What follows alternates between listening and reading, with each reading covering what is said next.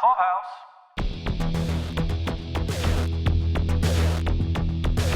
Jill, ask them what they think about supervillain. That sounds better to me. More exciting. Do you prefer saving America? How about saving the world? Nope. It's saving America. Previously on Podcast V, in the whirlwind of election night, President-elect Singer and VP Victoria Neuman celebrated their victory in style. But hold on to your hats, folks, because the boys had other plans. They crashed the party with an assassination plot aiming to take Neuman out before she could head pop her way into the Oval Office. Hard-boiled anti-hero Billy Butcher is on borrowed time, his body wrecked from Temp B. He's desperate to save Ryan from Homelander, who's slipping further into the so-called hero's dark embrace. Meanwhile, Annie, after shedding her Starlight persona last season, is trying to navigate the gritty streets as plain old Annie January, but she finds the cape isn't so hard to toss aside. Huey's family crisis brings a ghost from his past, shaking things up just when he thought it couldn't get any worse. And speaking of ghosts, Homelander finds a gray hair and freaks out about his legacy, enlisting Sage, the smartest person on the planet, to become more lethal than ever. Welcome back to Pod Clubhouse's coverage of The Boys. This is Podcast V. This is Paul, joined once again with my co-host, Kat. How are you doing today, Kat? Doing good. How are you doing? I am all right. This is for the second episode. Did you happen to write down the name of this one? Yes, it's called Life Among the Septics. Life Among the Septics. Although I also think there should be an alternative title that we'll get into towards the end, but I think that ended the episode from Mother's Milk that said too fucking little, too fucking late, which I think that would be a good title too. Once we get into it, you all will understand why. Yeah, I mean, this episode had a lot. I mean, I think this is the episode that generated a lot of online. I don't know if backlash is the right word. Maybe it is, or maybe it's just like we talked about in the last episode of Podcast V.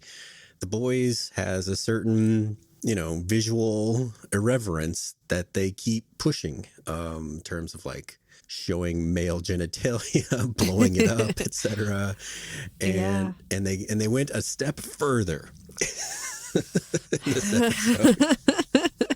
Yeah, it was funny because I saw this in two parts. Like I watched the first half and then I came back and watched it and I was like, wait, maybe I should just start all over again and just do it from the beginning. I was like, no, I don't want to watch that first part again. Right, you get the point with one time through. Yes, I was like, I wrote down some notes. I was like, I think I'll be okay. We'll just fill it in. Don't need to see that again. Right. Man, I mean, there's two elements to that scene, which is, of course, the visual, but I think the sound designers were working overtime on that. Yeah. To give you kind of a visceral, like, kind of feeling to what was happening. At least, this is a good thing about the TV. So, like, I guess people who are watching on their phones didn't, it's not as bad if you're watching on a big TV. But imagine you were in the theater with that, that's like, ugh. I guess it's close to, I remember, I didn't watch this movie, or I don't remember if I did, but it was like the Human Centipede. And I remember, like, even just I think about that movie, like it just grosses me out. And I'm like, I think I saw a clip of it or something, and I never wanted to see it in its entirety. And then, like, this kind of gave me PTSD of, like, what, seeing that clip or maybe watching the movie. I don't remember, but I was like, ugh. I was like, no. That's one that I won't watch. I've read the description. No, there's no point. I don't like that. I know my limit. And yes. I believe that exceeds. I saw the South Park Human Scent iPad, and that was close enough. Yeah. That stuff is just like, it's not for me. Not that visual. All right. Well, this episode, I felt, broke into three different plots. We have Ryan, Homelander, and Sage working on Ryan's fake save. We have the boys who go to Truthcon to try to find out more about Sage. And we have Starlight, Huey, and, believe it or not, A-Train starting to team up. Any of those more interesting for you to start out with? Yeah, I mean, I think we should just start with Homelander and Ryan and Sage. All right. As we kind of spilled the beans in the last episode, accidentally. Yes, we got ahead of ourselves. Yes. There's this effort to introduce Ryan as a hero, but the initial take is that he is a sidekick character, to which Sage objects that he should be his own character. So do you suppose, given that Sage is the smartest person in the world, that she has some underlying motivation for doing that? I'm always skeptical with the motivations of characters, especially with the boys, because even though she's the smartest person on earth, I don't take what she's saying at face value, because I still don't know what's in it for her, unless it's just the challenge of putting her theories of being the smartest person and thinking like, well, A, B, and C equals D, you know, or something like that. And she just wants to see it play out because she's bored and wants to see if she can really like put her theories to the test and experiment, and then they work out. But I hope it's more than that. I don't know. I still don't know, but it was interesting to see her just kind of be like, no, that's dumb. And I mean, she had good reasons. She did have good reasons. They made really good sense, and then Ryan had to be at the forefront of it. So, but on a similar idea, it's possible that she is enjoying, like you mentioned in the previous episode, the theorist meeting the, what would you call it? The scientist. Yeah, the scientist. Because she does this similar thing with the Deep and kind of activating him with Ashley. It's kind of manipulating people, right? Because she knows people. She's so smart that she knows what people will ultimately do in her theory, and then maybe it's fun for her to see that happen, like what the Deep did, you know, or manipulating people that's why I think the manipulation part seems to be what she enjoys. Well, if that's true, then in the or it kind seems of to be in the more classic sense of like comic books and good versus evil, that's kind of more evil, right? Yeah. Right? Yeah, it does seem like it. But I wonder also if by putting Ryan at the forefront, if she also believes that he's the future, you know, and just hasn't told Homelander. Because I mean, she also is that sort of thing, like Homelander wants her to do this mission, putting into place his thoughts. But if he asks her a question, like let's say he asks her, hey, do you think I'm the future, or you know, like something that maybe he wouldn't want to hear, she would tell him the truth. So what if she's basically like, Ryan's gonna like be better than you and your age, you know, like I wonder if that's gonna come to a head later where Homelander kind of gets sick of her because she's not telling him what he wants to hear.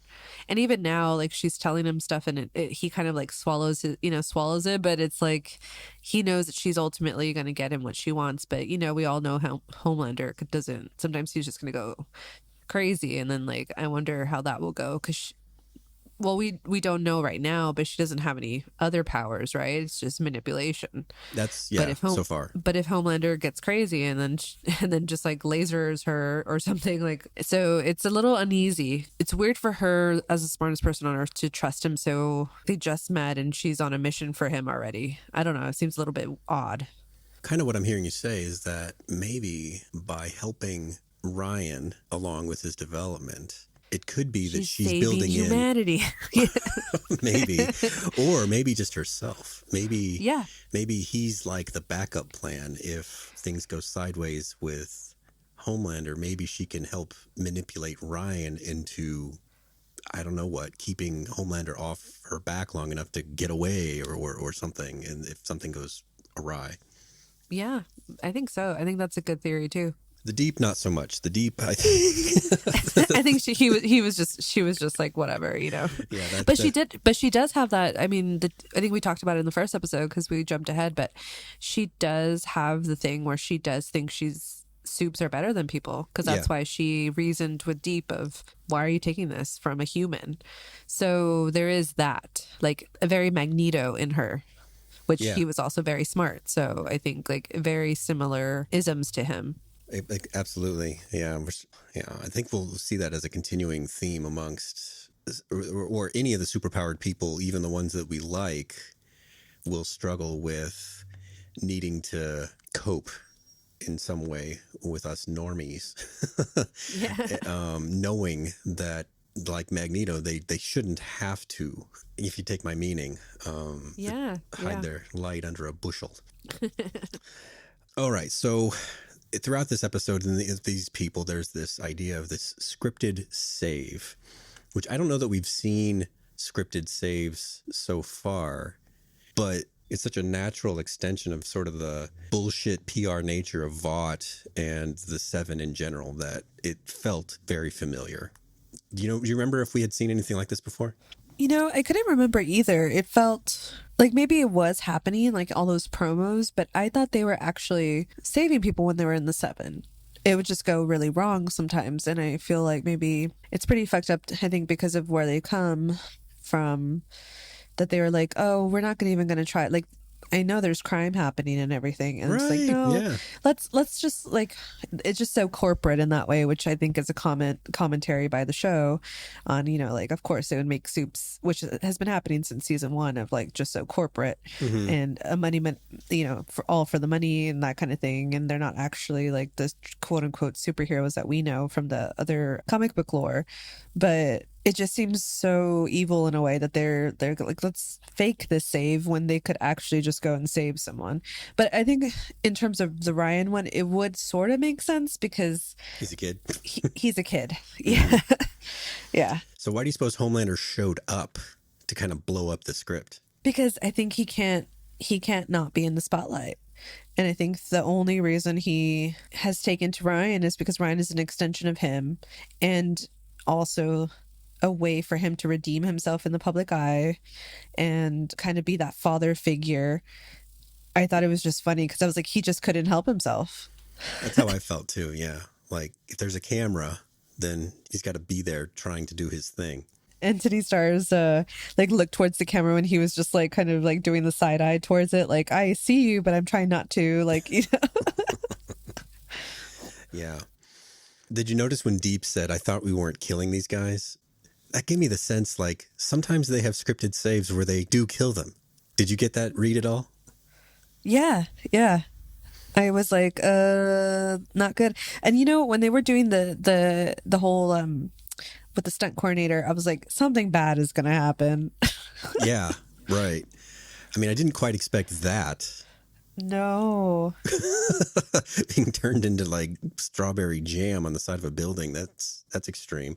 But we're starting to see that Ryan, he doesn't know the extent of his own power. That's one thing. And that he, like a lot of sons that age, still want to try to show their dad to be proud of them. So he takes that bad advice from Homelander, and yeah, just doesn't know his own strength now. You can correct me if I'm wrong, but in the last season, I know he was kind of going through that, a little bit of the bratty stage, and he was, mad at Billy. And at first I was like, oh, he's just kind of getting manipulated. And then he went with Homelander. And it's interesting because I guess he just has a lot, because he was raised by Becca, a lot more of the good in him. Mm-hmm. And now I thought it was going to go the opposite way, where Ryan would be so into Homelander and what he was selling to him, and really being in touch, like enjoy killing, enjoy doing just like, because if you were a kid and had all that power, you would probably, just like, he's not buying into Homelander's like, humans are toys, whatever, just few are gonna die here and there. And I just think in the last season it was a little bit opposite. Like he was, I don't know, it just feels like this one he's maybe, is it sort of like, oh, he kind of regrets. It's like, when kids are just make impulsive choices and then they're like, oh, I don't want this anymore. And you have kids, so like, is that sort of something that maybe, well, kids that age are very influenced by what's going on around them, and they do parrot back what they hear, especially a new thing. So if it's like a new friend or new influential person, then all of a sudden they can be like a little playback of those ideas.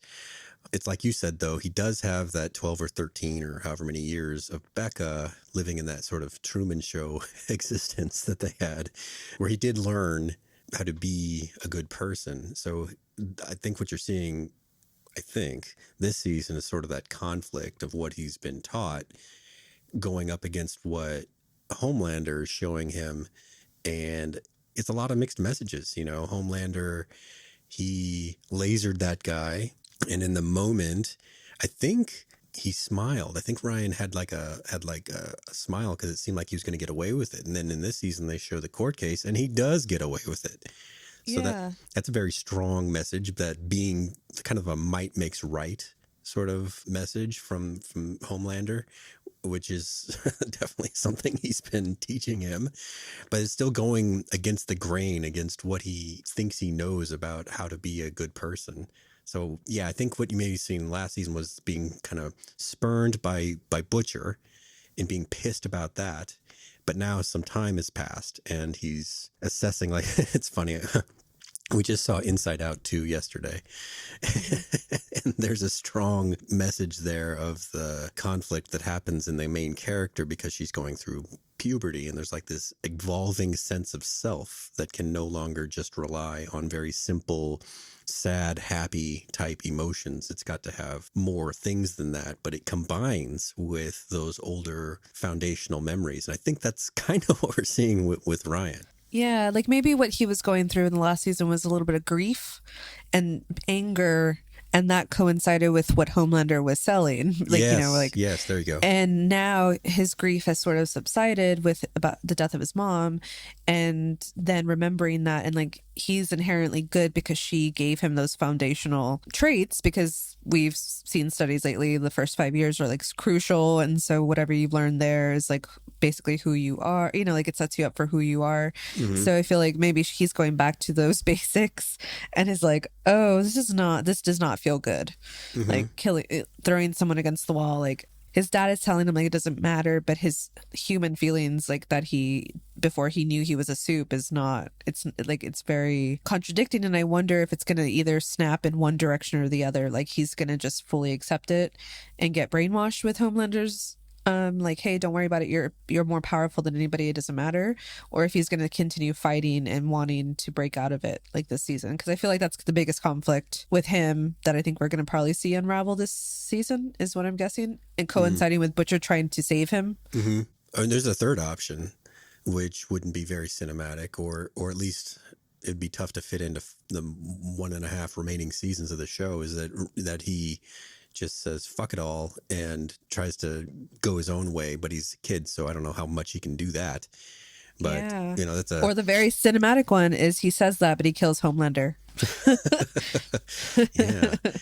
You know, because it's the son killing the dad, you know, father son, very tropey in TV show and film. One thing about that, accepting Homelander's teachings, is that Homelander's got to keep his shit together long enough to keep selling the message. If he goes off the reservation and starts doing crazy shit, you know, that might come into conflict with him trying to teach his son these things, because it's a lot harder to believe the guy that's going crazy if it's visibly happening, no matter, just objectively anybody could tell. Yeah, and it was so funny because you can see his Homelander's own stunted growth of like emotional maturity, because he goes to Ryan when he, you know, he's feeling bad about killing the guy, and takes a milkshake. He's like, come on, don't you want this? And then Ryan's like, no, you know, he's like, oh, it doesn't feel good, blah blah. And he leaves, and then he stops and gets the milkshake to like go No to go milkshake eat it for you. himself. Yeah, and we know his relationship with milk, so it's just so funny that he was like fine, whatever, you know. It just felt like a kid also throwing a tantrum at like Ryan's reaction. But I do feel like I'm surprised it's not like a, hey, just fucking get it together. Like he is sort of still being gentle with Ryan, which is very shocking to me. So I wonder if that's going to change soon if Ryan doesn't get with the program. Yeah, I think we should keep an eye on that for sure. Did you have anything else with the Ryan Homelander Sage plot? No, all good. Then how about we save the Truthcon for last and go pick up with the Starlight, Huey, and A-Train story. Yeah. All right, so we've been wondering about A-Train. You know, this show started with him and Huey.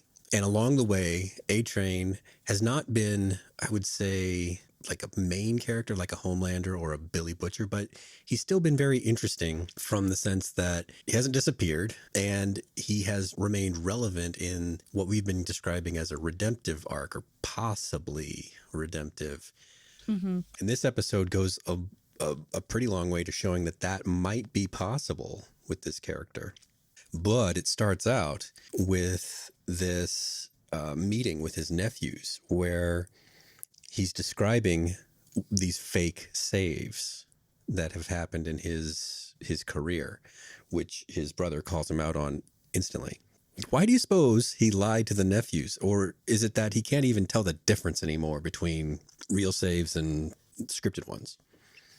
Yeah, I think that a lot of the characters in The Boys have done, in The Soups and A-Train, they've done horrible stuff.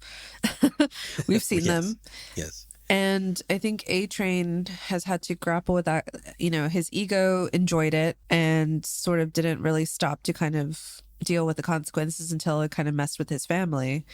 And I think it's sort of his family is the last thing that he has, like his nephews, of maybe feeling like, oh, I'm not a horrible person, even though he's done horrible things. Then his brother calling him out kind of is like, just like, no, you are. and that must feel, I don't know.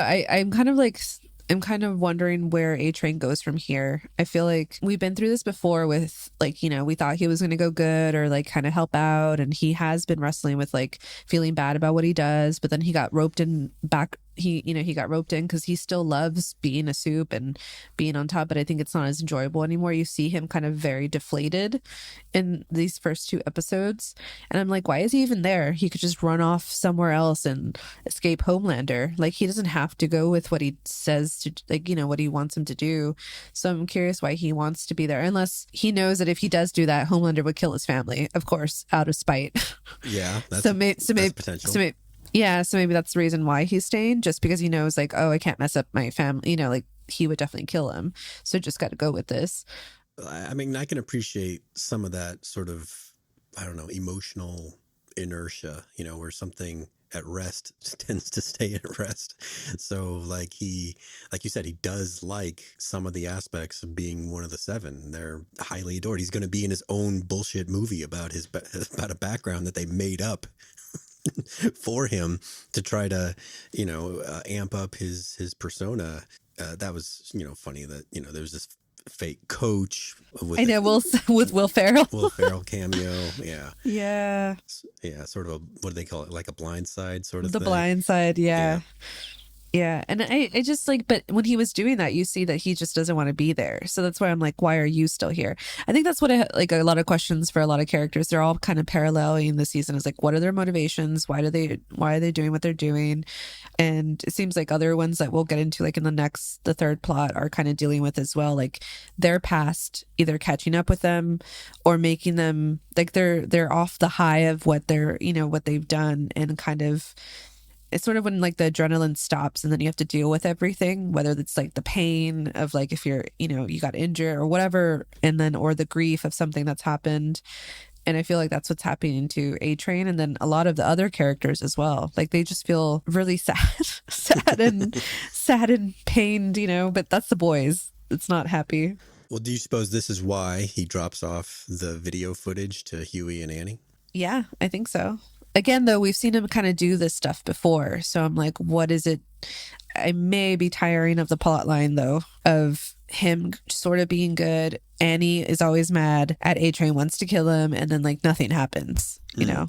Dropping it off to those 2 is the most complicated, you know, relationship. Mm-hmm. Yes. But, you know, it's also a very meaningful step in potential. You know, it's not that it's exonerating Annie per se, but it is her people. The people that identify with her anyway, those Starlighters that were accused of killing home teamers, Todd and the others. But he did leave out that he killed one of those. So, well, is it that he killed him or? Well, he killed one of them. I think all they did was give footage of that they were dead before, and then they were planted probably by Noir or somebody, or, you know, somebody else. I thought it was that A-Train had a bat, but he just sort of like held up Todd before he could leave, and then Noir knocked him out. I don't know. I thought it was just like showing that these guys were dead beforehand, yeah. But like, I don't think it showed that they killed him before. So I don't think it showed that A-Train did it. So it was like you're sort of giving the truth, but not giving it fully, you know, or helping Starlight and Huey, but like you also killed one of those people. Yeah, well, he'd be. I mean, if you're not turning yourself in, you know, if it was put to like, you know, a court suit, I don't know that he'd come out unscathed for whatever his role was in that. Exactly. I think that though will continue to evolve.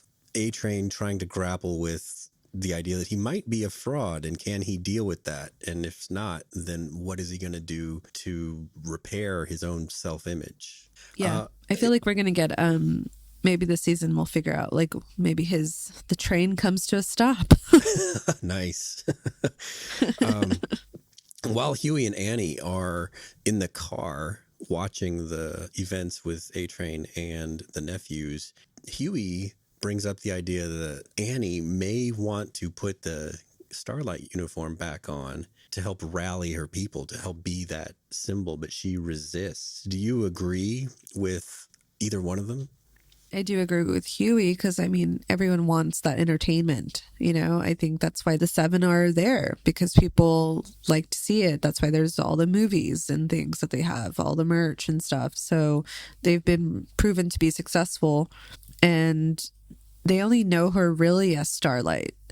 While it's noble of her to try to be normal and be a human, she's not. And so I do think if she wants to kind of use her platform, she has to do it as Starlight. So I do agree with Huey, even though It's a compromise. yeah, and I think that maybe if she shifted the frame of reference, like I think it's because Starlight was created by Vought is why she's resisting it. And I think there's a way for her to be Starlight, well, in her own way, away from Vought. There was that original uniform that she and her mom had. Yeah, if she did it in that way, that would be that. I think that would work, and maybe she can kind of feel better about using it because she was Starlight originally, and she just joined the 7. But there was a Starlight before the 7. That wasn't super authentic either, but because it was her mom pushing her. Right. So I think she can form a third version and just what she wants it to be. It's like Vought tainted Starlight for her. Yeah, and obviously the feelings, especially with what happened with the Deep and everything that she's had to endure with the 7. I get it's probably like by putting on that uniform, it kind of triggers her as well. So she's going to have to kind of find a way to do it and sort of reinvent it so she can kind of put that in the past, not forget it, but just sort of be able to kind of live with it and create her own Starlight in this new way that she is. Because I think it just has a lot of memories for her. Yeah, she needs to kind of evolve Starlight away from her mom, away from Vought, and make it Annie's Starlight somehow. I'm not sure exactly how you do that, but in the world of the boys where there's so much stock put in costumed superheroes, I don't know how she can't not become that symbol that her people need her to be. Yeah, and it's like she's hiding a part of herself too, because she is a soup. She's not a human. So I feel like also if she embraces that, she can kind of be maybe more at peace too in her own way. Right. It's sort of just accepting who she is. Yeah. Mm-hmm. All right. Speaking of needing to accept things, when Huey goes to the hospital and finds his mom there in the previous episode, he sees her again. And this is when he finds out that she's, all the things, power of attorney, and will ultimately make the call on his dad's do not resuscitate order. This is a lot of emotions for Huey. He yells at his mom and says that he's going to fight it and he's not going to let it stand. How would you respond in that situation? Probably worse than Huey, because I would just be like, WTF, what are you doing here? And then also the way that she was just talking to him so nonchalantly, like, oh yeah, like, I'm going to handle this. Don't worry about it. And it's like, wait, what? Like, you left me when I was 5. Like, I don't trust you. I don't know you. And you're going to handle the one person who was there for me. I would feel so angry. And so I do think like all the reactions he had was warranted. And I'm confused why she's there. But, the clues that they've been talking for a couple years. And I don't know why, but the skeptic, and also just, I guess, because this is the boys, I wonder if there's what the reason is of why she left, because we don't know, right? Not yet, no. No. And I was like, was she affiliated with Vought in any way? Is she a soup? Like, so those were the questions that came up when she came back. And I'm also like, well, I'm sure Simon Pegg is busy with all the Mission Impossible. So like they had to sideline him. And then they're like, so maybe they were able to bring in this mom plot. But I'm like, it can't just be like, oh, she's back and she's going to take care of his dad and that's it. Like, there has to be something else, don't you think? Yeah, it's got to be some reason beyond scheduling that they decided to introduce this wrinkle into Huey's life. Whether it's to complicate things for Huey, maybe he comes around on his mom and understands her point of view, or somehow evolving Huey again. You know, last season he had to figure out whether or not he was on board with Billy and the Temp V train and all that. And he used it, but he called it quits when it was going to kill him. So that was one thing. So now we have, and also he had that position with Victoria. So now he has that conflict within himself of needing to kill this person that he thought was a friend. And then we add the mom wrinkle.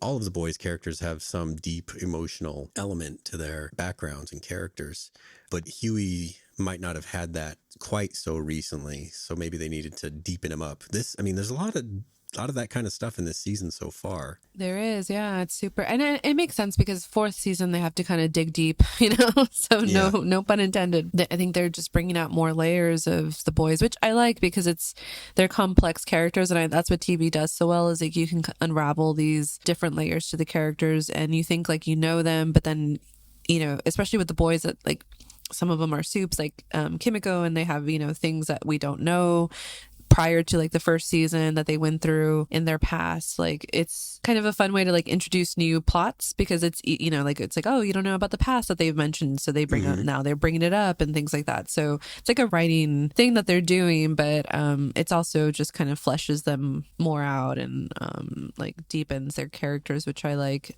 But also, don't you find it odd that the dad was talking to her like on and off for a couple of years? Like, is it because he was lonely and he was okay with it? Like, but why wouldn't in those times he talked? Why wouldn't she reach out to Huey? That's what makes me pause. That like something happened, or she's part of something, and that's like it's kind of been agreed upon that she wasn't around for whatever reason. She's left. Yeah, between her and the dad. I think it is funny, maybe not so much that she didn't reach out to Huey directly, but that dad didn't mention at some point that I've been in touch with your mom and we're kind of cool now.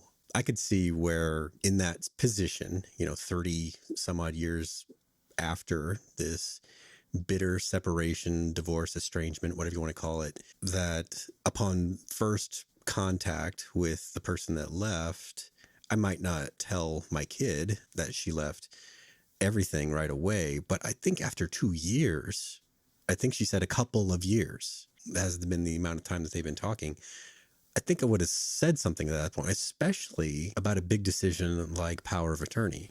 Yeah, so that means he trusts her. So TBD on that. Like, gonna be watching out for it because I think it's not just like his mom's back and it's something. I don't know. I feel like it's something more. Maybe that's just like me watching too much TV and trying to read too much into it. But I mean, the actress they got for it is also, she's not just a nobody. Like she's been in a lot of stuff too. So I feel like she wouldn't just come and do nothing, Yeah. So like you said, TBD on Huey and Mom.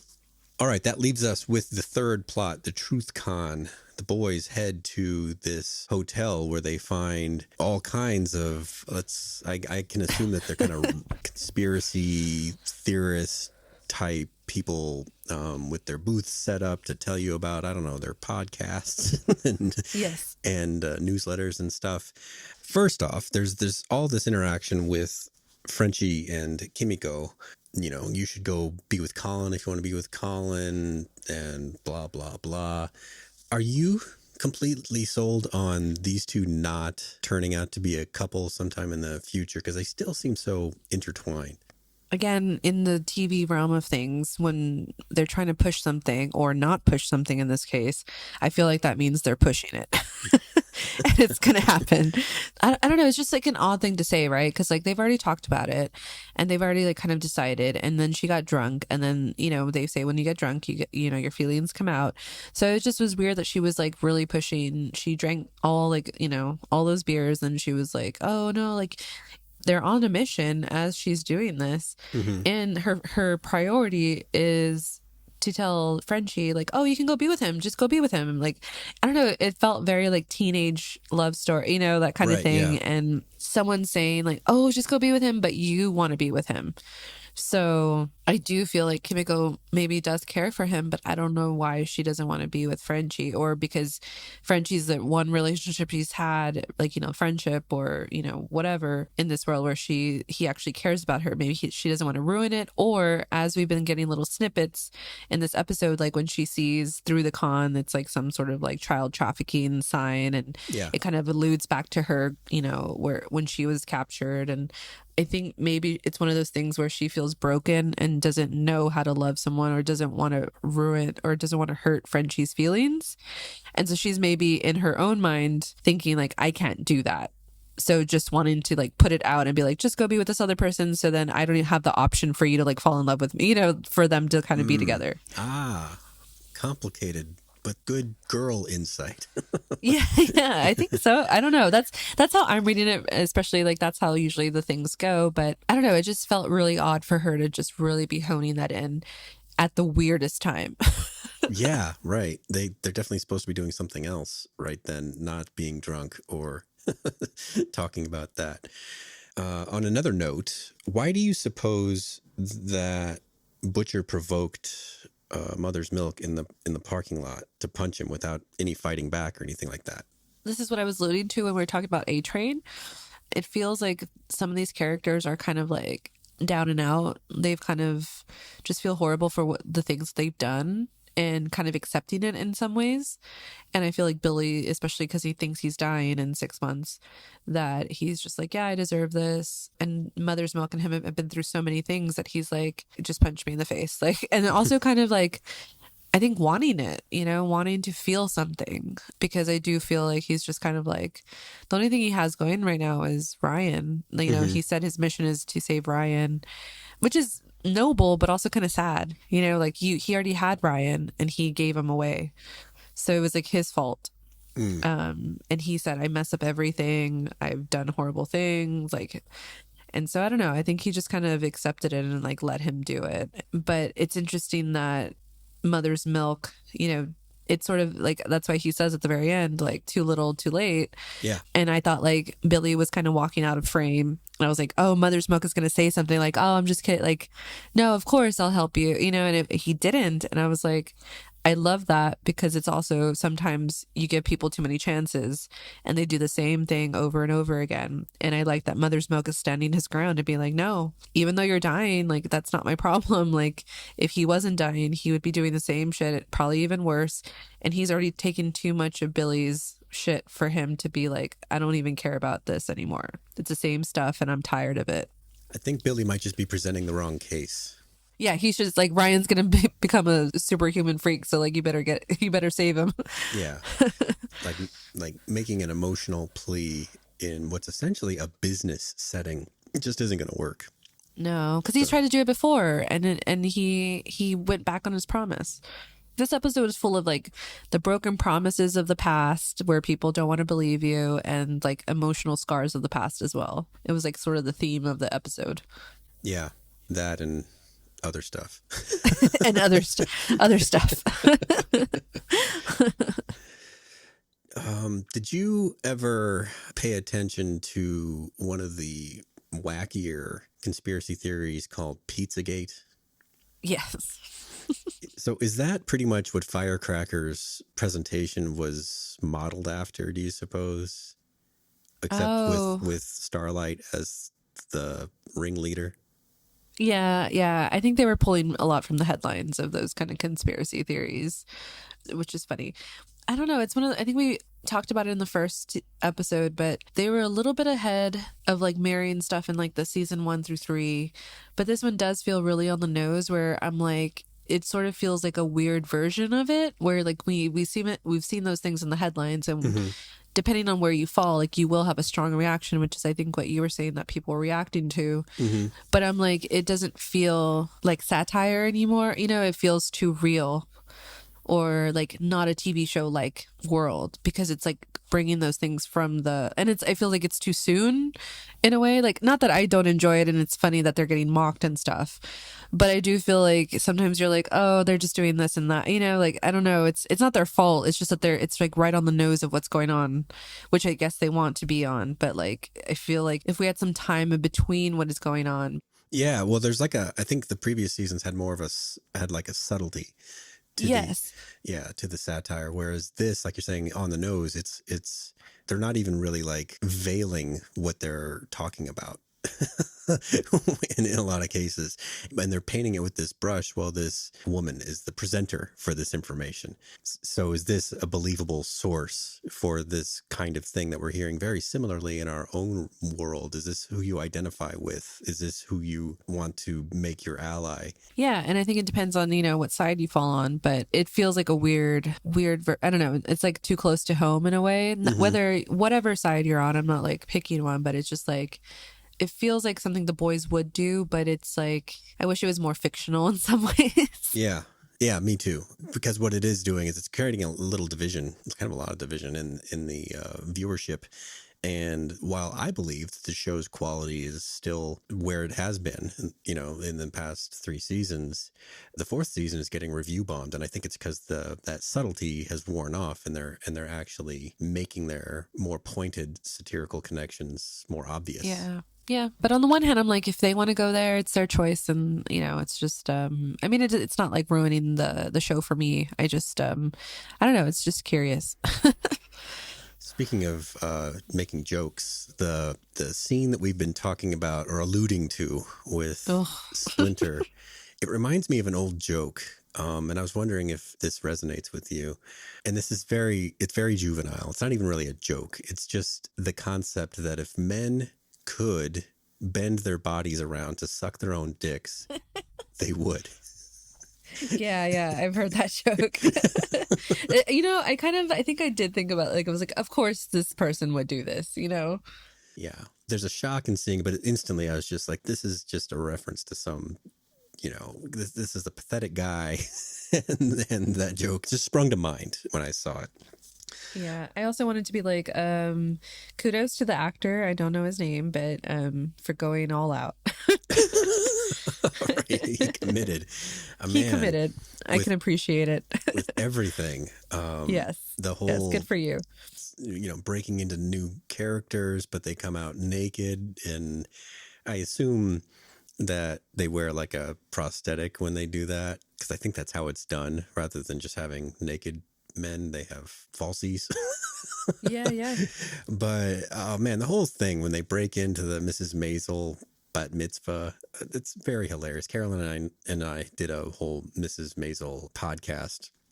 So seeing all those like cardboard stand-ups and having like the theme being Marvelous, whatever her name was. Yeah. And I loved it because I was like, oh, that was so. And I love that because it's kind of like the shows used to do that a lot more back in like the early 2000s, or like, I think before it got all serious and, like pristine television or whatever. And I like that they kind of brought it back to that, like the sitcoms or stuff like kind of overlapping. And because it's Amazon, they were able to be able to do that with the Marvelous Mrs. Maisel. So I was like, which is like complete opposite of The Boys, which is also just so funny. Yeah. Man, the whole thing was super funny. Yeah. I can't really make a more intelligent comment than that. I just really enjoyed it. Yeah, I feel like that's very Boys. Like, I liked that. Like, of course, there'd be like a weird soup that can like split himself, who was eating himself, and then who ends up fighting naked, and like then they all die, and then they're piling on Billy, and then they had their own moment with like Kimiko and Frenchie and Mother's Milk, where like they chose to save Billy. So even though they don't like him right now and want him out, they still chose to save him. But it wasn't like, oh, of course we're going to save him. They thought about it for a second, and they're like, oh, of course we have to do it because, blah, blah. But it felt like more of a chore for them to do it than really wanting to do it. Well, he momentarily evened up the odds in a moment when they needed it. Mm-hmm. And that meant something in that moment, even though immediately he was overwhelmed. Yeah. Yeah. So Firecracker, we get our first look at Firecracker. She's a podcaster or a live caster with all kinds of conspiracy theories and a beef against Starlight. Now, her own powers seem pretty underwhelming. She's not really much good in the fight.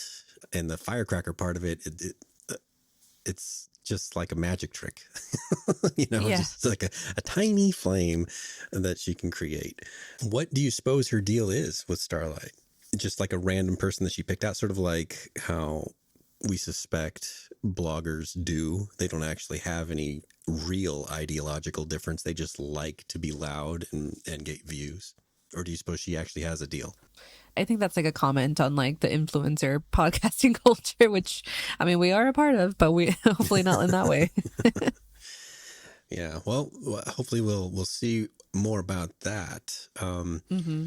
So like you said, there is that final scene with Butcher making his plea to Mother's Milk, and Mother's Milk saying, nah, I'm not going to help you with Ryan. So where do you suppose Butcher comes from here? Remember, he has that invitation from Kessler. That's a good segue to be like, I guess, I mean, and time is of the essence for him. Yeah. So I think that if they're not going to help, he's already feeling on the outs. He said what his piece. Mother's Milk literally beat him up, and his goal right now is only to save Ryan. Like he's like, that's my ultimate goal for the next 6 months. It's a perfect segue to go to Kessler because obviously Jeffrey D. Morgan didn't show up for no reason as well. No, right? Yeah. In TV, we know that's a thing. So I want that to happen as well. I want that to happen. So that would be a perfect like episode 3. He literally is walking off the frame in episode 2, probably going to Kessler and be like, hey, can you help me with this? Or not, Billy wouldn't say that, but he's like, okay, what do I got to do? Yeah, right. Oh, I skipped over one thing, and that seemed like a perfect ending. But there was that bit where Frenchie, his own subconscious, spills the beans on why things are complicated with Colin. It's that he killed his whole family. Yes. Just a normal thing like that. Just Yeah. killed his whole family. And that's the thing too, where I was like, I think there was a lot of regret in this episode and past demons. Mm-hmm. Frenchie, Kimiko, Billy, Mother's Milk, even with Billy and Huey. I think like all of them are dealing with some sort of past demon or demons, that they've kind of built up. And Frenchie, I was like, oh, of course, it couldn't just be love. Right. So maybe that's also why he was like, oh, just like leave it alone, because he probably was also like, oh, this is not an innocent thing. And he would also have to tell Kimiko like, hey, like I killed his family, like, and then basically to like get her to stop probably. And then he's like, well, she's the only person that like kind of loves and trusts me, in a different way than the other boys. But then it's just like also, again, bringing up the past of the horrible things you've done and trying to get away from that. But then I feel like that's also kind of gives a different ring to her nagging him about like, hey, get with Colin. And he's like, oh, yeah. It's just like, be quiet. Right. With Frenchie, I guess it's got to be something like that, because he has that background where, he's killed a lot of people. I get the sense in his former life. That he would run into someone who survived the fallout of those actions is probably a very small chance. And here it is happening to him. It's a great complication. The people that are criticizing the writing for this season, I think have other motives. Yes. The part of like the commentary and stuff, and like it may be reflecting too much on like the political stuff that we're going through in real life. It's like a small bit, and I think it's like, it's not too much where it's like, okay, like it's honing it in or trying to really kind of like make a stand, obviously it's making a stance, but like, I think there's still so much of the boys of season 1, 2, and 3. And like these characters, like you mentioned, it feels like it's getting deeper with them, and we're deeper in with them because we're season 4 now. So we're also very invested in these characters. I hope people kind of go along and kind of can look past that. And the ones, if they're kind of review bombing, they're probably not going to go with it. But I think the people who have been with it since season 1 will keep going, and follow it. And because these characters are fun to watch, even though it's kind of getting really sad now because it's like Game of Thrones, right? Like when the Starks were just getting beat up on all the time, and then finally, and then you stuck with it, and then like season 6 or something, like it was like a satisfying end. Mm-hmm. And so I'm feeling like I'm waiting for the boys to kind of get that like help, like an assist, and just not be so down in the dumps. I mean, they kind of are. They're now CIA and they're not like all underground, but I do feel like they're going through a lot emotionally with like internally, like themselves. I think that's sort of the rub with the boys, is that they've always been trying to be soup killers. And in some cases, they have found success. However, they're aiming a lot higher now with Homelander and Neuman. And I think that's the irony of their position, is that they're going to have to get some soups on their side to do this. Yeah. Super complicated for them to need to rely on those that they would rather just do without. But it's funny because like they've let Starlight in, and I do feel like there has to be like other soups that are good like her. Maybe they'll open it up a little bit, or maybe Kessler has like a super, a secret. So TBD. But I mean, I think it's good so far. After 2 episodes, I'm still intrigued. I still want to press play on episode 3, so I'm still good with it. So more to come. Then we have our eye on Billy, probably seeking out Kessler. We probably have more with Huey battling Mom. Yeah. What else do you think we have to look forward to in the next couple episodes? Well, I definitely think the Homelander and Ryan thing is going to come to a head. I hope they don't drag it out. So I do hope like Ryan either like runs away or does something so that can kind of, because I think that's going to be the catalyst for Homelander, because he's too calm right now. He's just so kind of going with this plan, thinks it's going to work out, and is kind of riding high. And I just feel like he's also on the brink of going super crazy if it doesn't work out. So I feel like maybe episode 3 will be the one to crack his happy facade with him and this Ryan plan. So, and maybe the Sage connection. So that's what I'm kind of predicting for the next episode. All right. Well, I can't wait to see if you're right. This has been Pod Clubhouse's Podcast V. If you liked this podcast, please remember to rate, review, and subscribe to it on iTunes or Spotify or wherever you listen to podcasts. Leave us a high rating or maybe even a comment on podclubhouse.com. If you have a question or comment for Kat and I, we'll get back to you as soon as we can. Thanks a lot. Thank you for listening. This has been an original Pod Clubhouse production. Pod Clubhouse is a podcast network dedicated to encouraging collaboration among podcasters and friends to bring a fresh voice and diverse perspective on a wide array of content. Please visit and leave a comment for us at podclubhouse.com. Rate, review, and subscribe to our podcast feeds on Apple Podcasts. Follow us on Twitter, Instagram, and Facebook. You can find us at Pod Clubhouse. Our DMs are always open, and we'd love to hear from you. Pod Clubhouse.